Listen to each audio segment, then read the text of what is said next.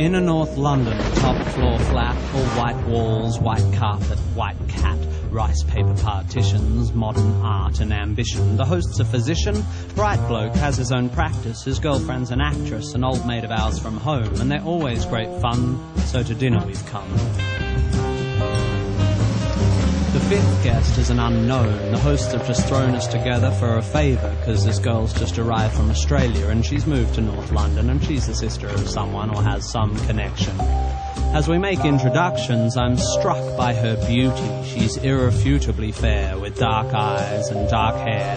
But as she sits, I admit I'm a little bit wary, because I notice the tip of the wing of a fairy tattooed on that popular area just above the derriere, and when she says, "I'm Sagittarian," I confess a pigeonhole starts to form, and is immediately filled with pigeon when she says her name is Storm.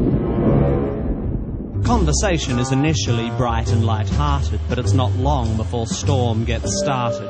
"You can't know anything. Knowledge is merely opinion," she opines over her Cabernet Sauvignon vis-a-vis some unhippily empirical comment made by me.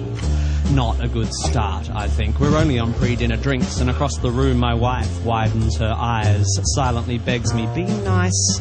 A matrimonial warning not worth ignoring, so I resist the urge to ask Storm whether knowledge is so loose weave of a morning when deciding whether to leave her apartment by the front door or the window on her second floor. The food is delicious, and Storm, whilst avoiding all meat, happily sits and eats as the good doctor, slightly pissedly, holds court on some anachronistic aspect of medical history, when Storm suddenly insists, "But the human body is a mystery. Science just falls in a hole when it tries to explain the nature of the soul." My hostess throws me a glance. She, like my wife, knows there's a chance I'll be off on one of my rare but fun rants, but I shan't. My lips are sealed. I just want to enjoy the meal, and although Storm is starting to get my goat, I have no intention of rocking the boat. Although it's becoming a bit of a wrestle, because like her meteorological namesake, Storm has no such concerns for our vessel. Pharmaceutical companies are the enemy. They promote drug dependency at the cost of the natural remedies that are all our bodies need. They are immoral and driven by greed. Why take drugs when herbs can solve it? Why use chemicals when homeopathic solvents can resolve it? I think it's time we all return to live with natural medical alternatives. And try as I like, a small crack appears in my diplomacy dike. By definition, I begin, alternative medicine, I continue, has either not been proved to work or been proved not to work. Do you know what they call alternative medicine that's been proved to work? Medicine. So you don't believe in any natural remedies? On the contrary, Storm, actually, before I came to tea, I took a remedy derived from the bark of a willow tree, a painkiller that's virtually side-effect-free. It's got a weird name. Darling, what was it again? Masprin? Basprin? Oh yes, aspirin, which I paid about $1 for down at the local drugstore. The debate briefly abates as my hosts collect plates, but when they return with desserts, Storm pertly asserts, "Shakespeare said it first. There are more things in heaven and earth than exist in your philosophy. Science is just how we're trained to look at reality. It doesn't explain love or spirituality. How does science explain psychics, auras, the afterlife, the power of prayer?" I'm becoming aware that I'm staring. I'm like a rabbit suddenly trapped in the blinding headlights of vacuous crap.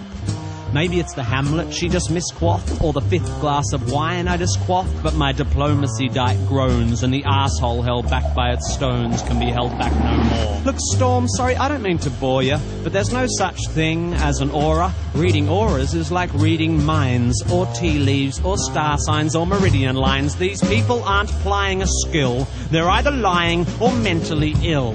Same goes for people who claim they can hear God's demands, or spiritual healers who think they've got magic hands.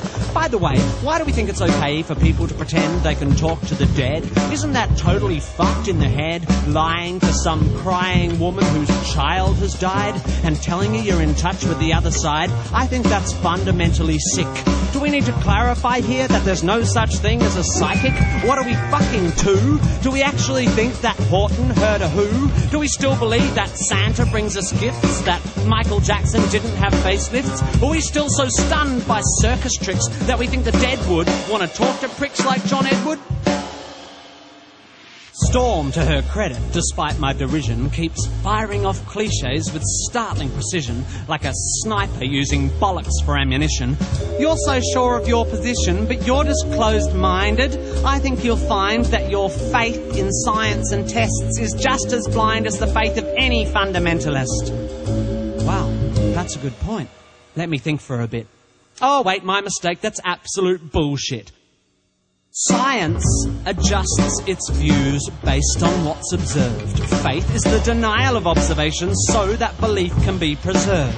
If you show me that, say, homeopathy works, then I will change my mind. I will spin on a fucking dime. I'll be as embarrassed as hell, yet I will run through the streets yelling, "It's a miracle! Take physics and bin it! Water has memory, and whilst its memory of a long-lost drop of onion juice seems infinite, it somehow forgets all the poo it's had in it. You show me that it works, and how it works, and when I've recovered from the shock, I will take a compass and carve fancy that on the side of my cock."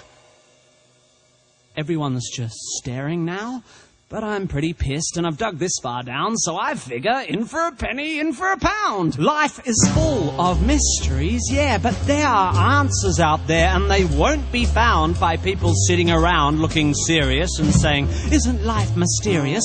Let's sit here and hope. Let's call up the fucking Pope.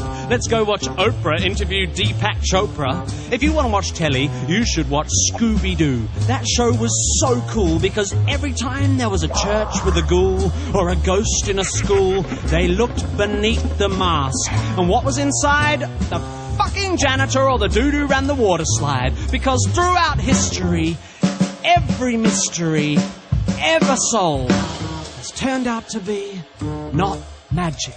Does the idea that there might be knowledge frighten you? Does the idea that one afternoon on Wikipedia might enlighten you frighten you? Does the notion that there might not be a supernatural so blow your hippie noodle that you'd rather just stand in the fog of your inability to Google? Isn't this enough? Just this world? Just this?